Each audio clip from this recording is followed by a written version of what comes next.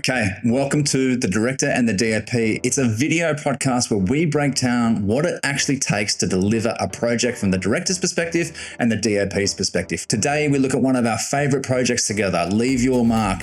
We talk about what it means to bring the vibe, to be flexible on set, to deliver the quality that you want, and how to make sure that the location helps you.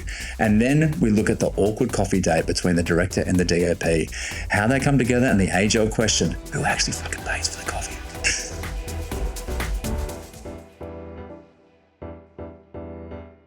Hello and welcome to the very first episode of The Director and the D.O.P. I am Ethan. I'm a commercial film director in Sydney, Australia. And with me, I have my good friend and amazing cinematographer, Liam Brennan. How are you, bud? I'm good, man. Finger guns to the camera, but it felt right? Straight out the gates. So the reason we are having this chat is if you follow Liam or myself on socials, we do a little bit of breakdown stuff, which I felt very awkward about the first time I did it, but people seem to love it. And so we're doing this because people have been asking us to break down our work a little bit more, do more, tell people how we work. So that's kind of what we're doing. It's the best thing, right? Like, this is something that I even started doing before you did. And you used to give me so much gas for it, right? And I was like, look, man, you'll understand. And it's just a way of getting just that little bit more understanding into what we do, right? Because it is a bit of a dark art sometimes, and people see the final products, but they don't really know what goes into it. And everyone has a different process. I think you and me have a process that is similar, but maybe a little bit different to other people. So I'm interested in that as well, as to how it differs to other people too. Well, it's actually one of my fears going into this. I have a few. Number one, how will I look? But one of my fears is like giving more detail of how I work as a director. I'm like, worried that other directors will look at me and go, oh, well, you do it that way? What a loser. Yeah. It's like someone looking at your work or the paintbrush strokes behind it and just being like, this is terrible. Yeah. Your technique is horrendous. Exactly. Why would anyone hire you? Yeah, that's terrifying, right? Is that imposter syndrome, or is that just like, are we just making it up as we're going along and we're worried? Who knows? So what we're going to do is we're going to look at a piece of work. We're going to break it down and kind of look at that. Then we're going to go into a little segment, Life of a Freelancer, for all the other freelancers out there who feel the pain of freelance life. We can talk it through. We care for you. Before we get into our first breakdown, I have a confession to make to you, which I've been saving back. Because you told me that starting a podcast is like the middle-aged version of starting a band. It is literally the middle-aged white guy version of starting a band. And you're like, we just released an album and no one cares. So I haven't told you this, but guess what I'm doing this afternoon? Are you starting a band? I am. Me and my mate are going into the studio. What is going on? Write some music. Oh, man. So this is such a weird week for you to do this. I reconnected with my drummer from my old band last weekend, and we did a song together for a passion project I'm doing. What are we doing, man? We're trying to find purpose. All right. Who knows what we're doing, but let's move on to our very first segment. It's called The Breakdown.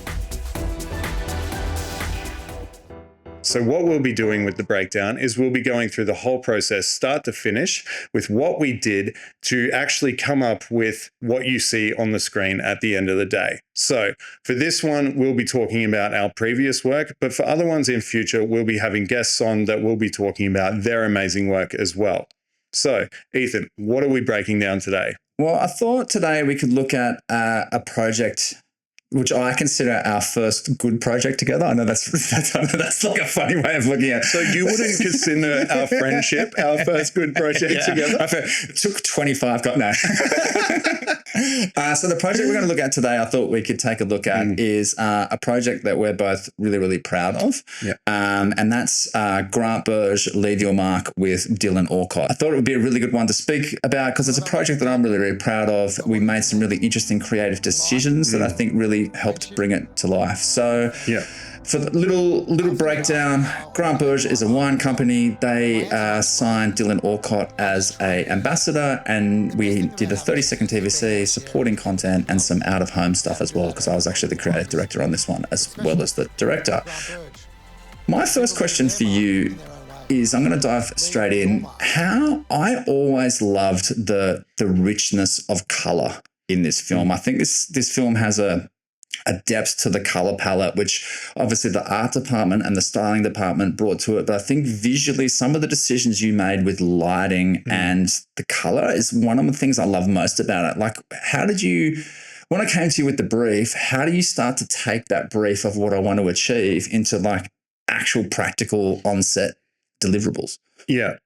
Look, there's multiple things that happen in this, right? Like, I think the most important things are with any project you do is the location and the talent. Like, that is highest in my mind, because if you don't have good location, you don't have good talent. It's not really going to look that good. Those things are going on screen before before any of the camera or lens choices really matter to me. But for this, we did do a lot of different recce's, and we found a place that had those rich dark walls, a lot of depth to the frame already. And we'd made that decision early on that we were going to have that really nice backdrop as well. So when you have a dark backdrop behind a person, it always looks a lot better. You can see behind me here, this picture that I've put up, that is usually not there. I've put that up there so that it's not just a white wall. White walls are the enemy of any good looking ad, right? Like, unless you're selling a white walled house. So that was one of the things. The location is a big thing. Backdrop's a big thing. Lens choice was so crucial on this one. Lens and camera choice, always my favorite bit of the initial thing. That's my favorite stuff to talk about outside of the emotional things. With this, we wanted a really, really nice portraiture look. And so I was like, what are the best portraiture lenses in the entire world that we can get? Just really freak out a producer with like going for the highest budget stuff first. Isn't that literally the cinematographer's role, to freak out the producer? The amount of times that the producer goes, I've got an amount set aside, and then they speak to the DOP and they come back and go, so the DOP wants more than I've budgeted. That's every time. So basically I went to the DOP with a bunch of kindling and they set that on fire. Yeah. So usually I'm like very budget minded, but on this one I was like, I knew we had a bit of budget to do something amazing, and I knew that we could really push that in that direction. So I chose Panavision H Series lenses, which are, in my opinion, the best, most beautiful lenses that have ever been made in the entire world. And the main, at the key of that lens set is a 50mm T1.0 lens. Now, this was used in June Part 1. This has been used in a whole bunch of very, very iconic... After they saw it in our piece? Oh, of course, right? Yeah. But it's been such a staple of like that really nice, beautiful portraiture look.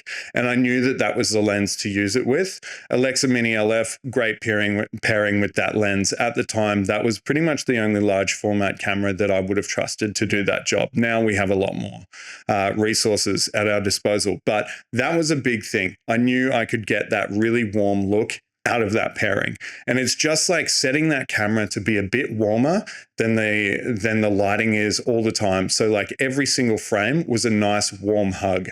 That's my big thing, is like, I want my work to often feel like it's a big warm hug and it's like all cozy and like very emotive. I think that comes across so clearly in this film, because this film looks good but has heart to it, which is something that like I often find that those two things don't come together in the same film, in my own work, but also in other work that I see.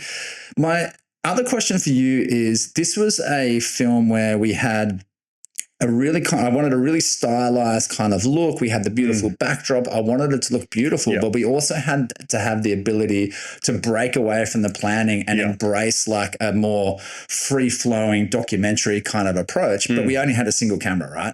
And the bit that stands out to me is we shot half the interview kind of master wide front on, which looks amazing, but then we switched around to the side for the second half of the interview because I wanted something a little bit more dynamic. But due to time pressures, we only had one crack at that interview, and you're like moving the camera in and out, giving us this beautiful stuff. Is that stressful as a cinematographer / camera op? And I'm like, cool, we've got like one go at this, but can you make it look great and move around? Yeah, it's like, so it's different directors, right? Like, it's knowing what you're going to need on the day. It's like you plan for like multiple different avenues, and you got to be ready to change it. If it's not working, if something's not working, or if you're running out of time, it's like, be prepared to pivot. And that's what I'm always trying to move for, is like, this is the idea. Like, originally we wanted to do a big dolly push in, pull out, all that stuff. That is really constricting, right? Because you're attached to a dolly, you're not able to move. What we ended up doing, I don't know if you remember this, is I ended up choosing to go handheld on top of the dolly so that I could still have that handheld feeling, but we could move in, push out. You don't want to use a Steadicam for that, because a Steadicam op is going to be like operating a Steadicam for a long time. And it's just not going to be that handheld sort of look that we wanted either. And we got those takes that we wanted. And then at the end, I believe we just sort of freestyled. We were like, let's do one more take with Dylan because we've got 5 minutes left. And you would just like go nuts, do whatever you want. And it's like, that's the opportunity to really go, we've got everything in the can. What can we do to elevate this? Like, we're at 100% now. What can we do to get it to 105? Like, what are the happy accidents that we've allowed ourselves? And that's just the planning stage, right? Like, that's such an important part of the planning stage, working with the first AD and everything. Can I ask a question? Like, obviously, one of the weird things about being a director is you're only on your own sets. So you never get to see other directors in action, or very rarely right? to get it right. I always love this free flowing, naturalistic. Like I enjoy embracing the magic, right? Which sometimes means that things don't work, but a lot of the times it means you get something way better than what you could have like planned for. Is that like unusual for a director to be like that, or do you find some directors are like that? Like, what's that like? Yeah. Look, I've talked to heaps of DPs about this, and also I've figured it out over the years. Like, when I first started out, I assumed that every director does the same thing. Yeah. But it's not until you work with a whole bunch of different people that you realize that, like, what makes directors good and unique is that everyone has a different process. Every single person who is a director has a different background. And that background, and I always encourage people, it's like, lean into that background. It's like, what is the thing that makes you amazing or makes you different to other people? And it's like, some directors have come from an editing background. Some directors have come from a stage background. Some have come from a purely art background. And it's like, there's no like shoehorn that fits for everyone. So as a DP, you sort of got to figure that out as to like, what is the way. Some directors have a shot list, and it's like, that is the Bible. Yeah. You stick to the shot list. Even like deviating within the shot list is very hard. The way I prefer to work. It sounds like so much planning. Oh, it's so much planning, right? So, apologies to all the directors out there who like doing that. Yeah, it's so much planning. But like, I do shot plan. Like, I'm not saying I don't shot plan. I just have a very fluid approach to it. Totally. And it's like, that's your process, and that's not wrong. Yeah. And like the other directors, that's their process. That's how their brains work. And I think that's the beauty of it. And it's like people leaning into that. But the tricky thing as a DP is figuring out how the director works before that set day, before your first job with them. Yeah. Because if you're figuring that out on the job, you're not getting the most out of it. I think what was really, really interesting about this project, and I think leans into those decisions that you were making in planning and on set as well, is the talent that we had. Dylan, I want to ask you about this. I was going to launch straight into it. Ask your question. So my biggest one is like, Dylan is obviously not an actor, right? Is really good at it, naturally really good at it. But is there a fair bit of trust? Because you've worked with sports stars and what I would say regular people, non-acting people a lot. How hard is it to build up that trust? Because you know the idea in your head and you're trying to tell them the idea, and it's always going to sound crazy to them, right? And like, it's their face in front of the camera too, right? So I think there's a few things that go on, I think, that working with athletes and with someone like Dylan. I think this project itself was quite interesting because I was the creative director and the film director. So it meant that I was really upstream in what the creative strategy was, what the client wanted, and having that kind of knowledge then allows me to be more flexible on set because I know like the high level things that we're trying to achieve. And so Dylan's a really, really interesting case because he is an incredibly charismatic person, right? He every single room that he's in, he's the center of attention. He's got a wonderful personality to him. He's electric. He's electric, and and that's incredible, right? And you want to give space for that character to come through on screen. But on the flip side, he's also really decisive. I've had this once or twice, but he's one of the only talent that calls his own takes. He goes, yep, that one's done. We'll move on to the next one. and that's great, right? Because he knows what works for him. And then something like this, you're trying to bring his character to the fore, right? Yeah. It's not my script that I've written that's important. And so this is really interesting. We had a script that was approved by a client and was approved by Dylan's team. And then on the day on set, Dylan's like, hey, you know what? I really don't like this line and this line. I'm like, sure, just change it to what you want. And we just did, and it's fine. Does that freak a client out when you're on set with them?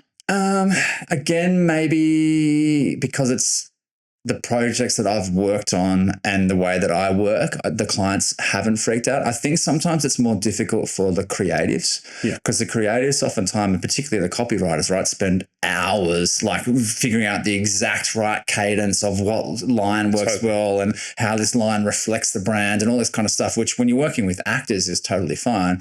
But if you're working with real people, they're like, oh, I don't speak like that. Can I change it? So I think it's probably harder for the creative team to be flexible like that than the director or the client, which is understandable. And so with that in mind, when you're looking at this project, it's like I'm always amazed at like how many times a project changes. You know, you had the luck of this one. You were in-house with Milk Money at the time. And as you said, you're working as a creative director and then the director of the piece. And you're also overseeing the post as well. So you have full control on that, but you also have the insight for that entire project as well. How many times is this project changing from the initial concept to what you actually see on the screen? This one, not too much. I think we had really tight timeframes on this one, from the kind of signing of Dylan as the ambassador to the delivery of all the assets. We were running on a pretty tight timeframe. And because I'd done a lot of work with athletes, I knew the type of structure that would allow that script and natural kind of doco stuff to work. So I kind of built that into the approach. It was probably other projects that we can talk about on a future podcast where things change a lot, but I think this one was relatively kind of relatively linear in the deliverables. Yeah, and is that a good thing? Like, do you sort of miss being in-house sometimes? Like, as a director these days, I imagine you don't have as much control over it, or you're not really in from the inception phase as much. Do you miss that, top to bottom, like control of it? Yes and no. I really like working with fully formed ideas. I think the thing that I struggle with at the moment is sometimes I'm asked to do that stuff, but it's not part of my feed. Like I'm rewriting scripts and stuff. I'm like, cool, but that's just part of the directing thing. And you're trying to do that because you want the project to be as good as possible, right? I find that as a DP as well. It's like you're a freelancer, you're working for essentially a day rate, but there are some projects like that you just want to make it, you see the potential in it, and you're sort of doing more than your day rate because you see the potential and you want it to be exceptional instead of just being another project that you like. 100%. And that's why this project years afterwards still sits at the top of my portfolio because it's one that I'm really, really proud of.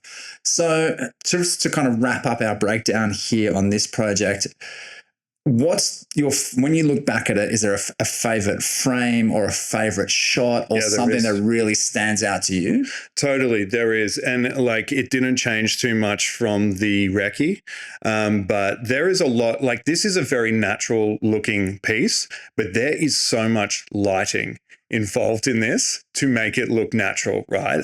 And there was this dream in my head of this. And you and I recce'd it out of Dylan rolls in, he's got the bottle of wine, and it's that beautiful look of his face and that awesome, like I'm getting shivers thinking about it now, the awesome eyelash flare from that H Series lens, like, and it feels like an afternoon that's going to be awesome. you know, like you're just rocking up to your mate's house, amazing lunch. That scene, when we recce'd it, it was nice and I knew what it could be.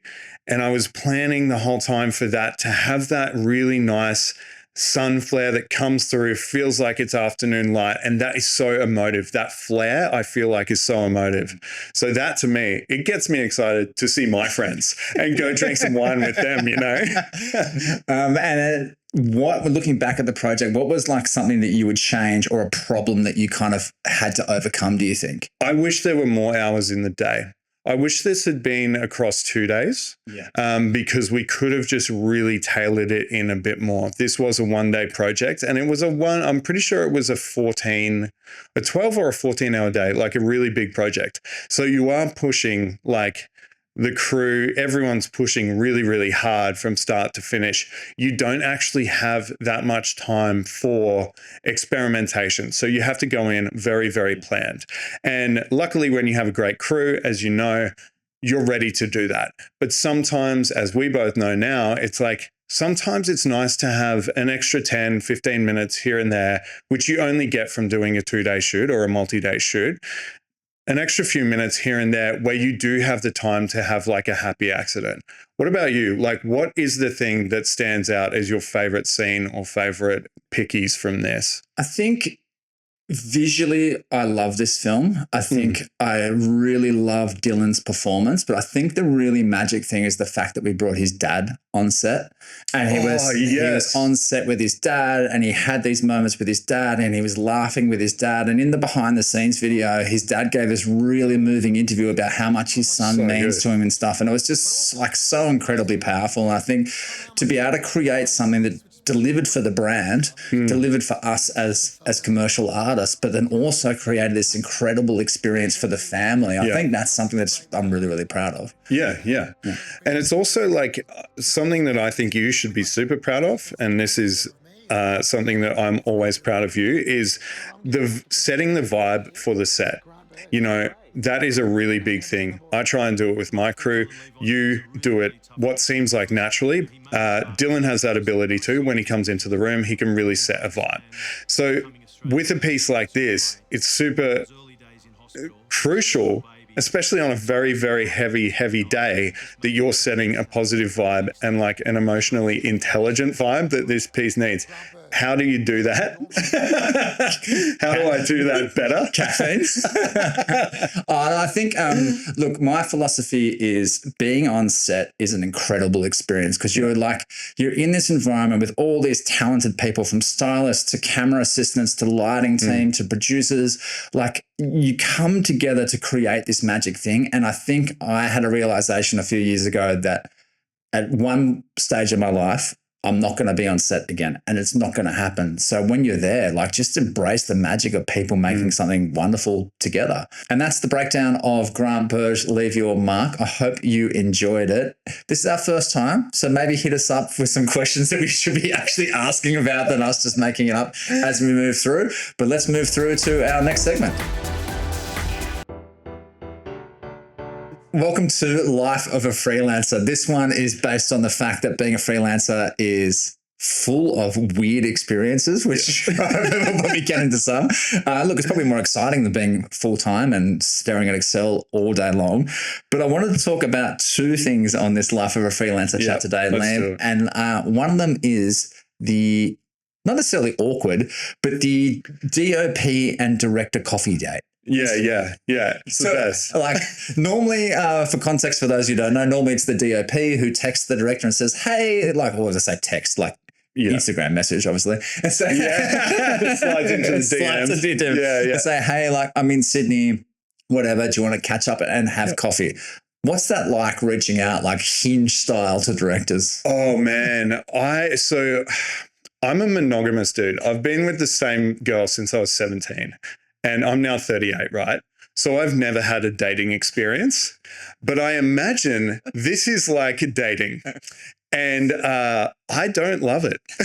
I got to be honest. Like it is very tricky. It's putting yourself out there, but it's also like you're doing it in the hopes that you're not just going to get to work with someone, but you're going to meet someone who is like your next collaborator. And you're doing it because like I do it anyway. I'm not just like blasting off emails to everyone. I'm doing it to people who I actually believe in and who I think I would get along with or have a similar style to, right? Like I want to work with everyone, but also I don't want to feel bad by like reaching out to a whole bunch of people and then you don't gel, because that's a bad feeling. But it is an awkward thing, but you have to do it, you know, and I think the strike rate is not super high.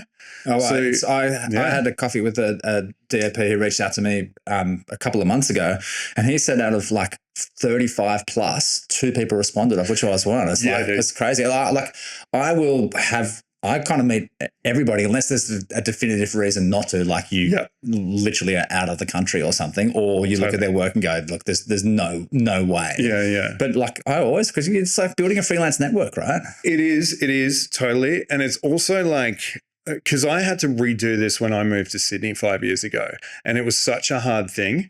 And from that point, I've said to myself, it's like any crew member that reaches out to me, I will always email them back. Yeah. Because the best thing I feel like I can do is actually acknowledge someone, right?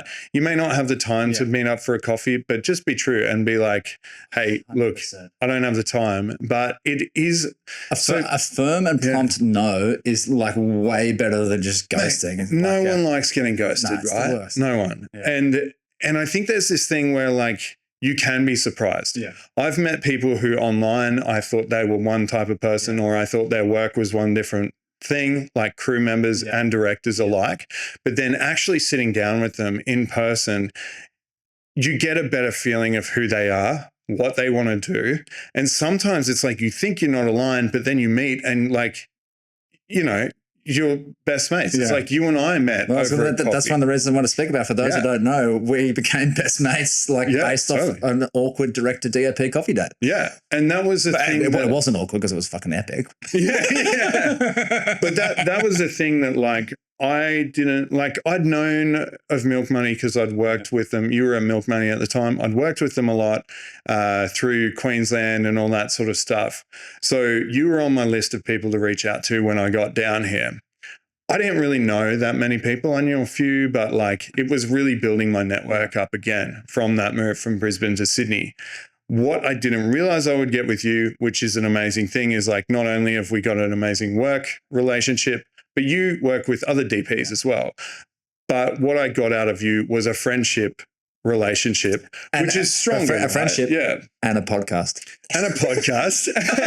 But, you know, and as you said before, it's like you build a freelance network, and it's like sort of like you have been a person who's been like, you should talk to this person, you should talk to this person, even though it's like, you know, you may not have work for each other. Yeah. When you meet someone, you start to care about them and you have ideas for them as to how they can get better or how they can like widen their network, or you might know people that they can really collaborate with. So I think going into those director D.O.P coffee chats purely with the point of like, I want to work with you in the next few months, it doesn't really work. Like I'm finally working with people now that I met 5 years ago. Yeah, right. So it takes a long time, but also it's like there's so many more things that come out of it than just like 1 or 2 gigs with that person a year. So putting you on the spot, because I didn't actually prep this, but I feel like we should give some takeaway information for people. I'll ask food, Vietnamese food. What do you want to talk about? Give me your top 3 tips for DOPs when they're going to a director coffee meetup. 1, don't listen to me. Fine. 2, number 2.